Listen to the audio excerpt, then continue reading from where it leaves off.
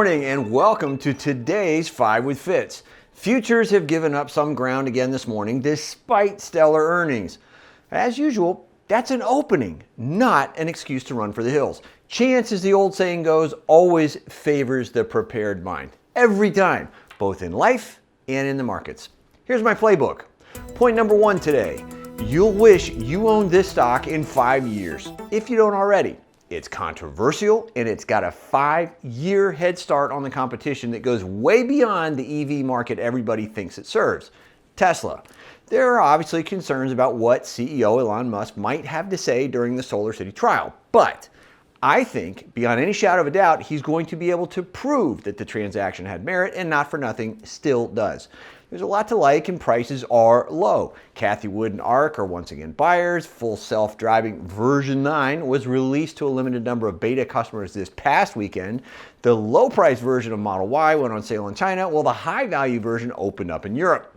The company reports Q2 earnings on Monday, July 26th, after the bell. I'm going to be watching very closely because I think $1,000 a share is not out of the question. Point number 2, I wouldn't worry about chips like everybody else is. This is a demand-driven game, not one of headlines. People are staying away from semiconductors because they fear a market reversal. That's different from using cold, hard logic and insight. I think Nvidia after the split is where you want to be, certainly where I want to be. Buying a couple shares early is probably okay if you understand the potential for a fade after it splits before things stabilize. Point number 3 today, Microsoft's renewable strategy is a masterstroke right out of Tesla's playbook. Let me explain. Microsoft doesn't run on renewables entirely, but the company has purchased enough renewable energy since 2012 to match the power required for global operations. Talk about a masterstroke.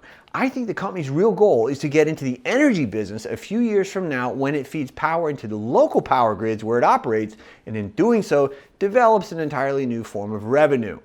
People looked at me sideways 10 years ago when I said as much, but apparently they're coming around to my point of view. Straight out of Tesla's playbook too. Point number 4, 85% of grill owners plan to grill more often post-pandemic. Weber, yes, says in The Grill Maker, plans to go public. Revenue apparently increased 62% to $963.3 million, ended March 31st. The company reports a user base of 30 million grills in the US and 50 million worldwide. Pardon the puns, but that's simply on fire. As for whether or not the deal will be appetizing, that depends entirely on the recipe. Sorry, I'll let myself out now. Point number 5, order a sub at Amazon's next generation convenience store. Recent patents suggest that if this is going to be a very interesting development. Amazon's Go stores allow you to go in, shop, and leave without using traditional checkouts. Everything you take off the shelf is tallied using a combination of AI and computer vision.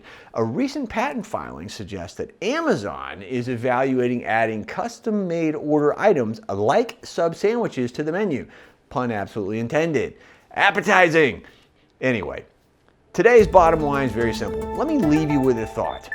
The markets are full of cross currents right now, and they're challenging to be sure. There's no denying that. But only if you're waiting to see what happens. Wealth, as always, is something you can make happen.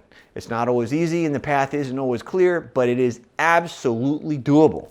You got this, I promise. I'm Keith Fitz-Gerald. Thanks for watching. See you next time. Thank you for watching today's Morning 5 with Fitz. Click subscribe to get daily market notes right here on YouTube, or sign up for the email versions at the link below. You can also find me on Twitter and Instagram for my real-time thoughts on markets, analysis, and more.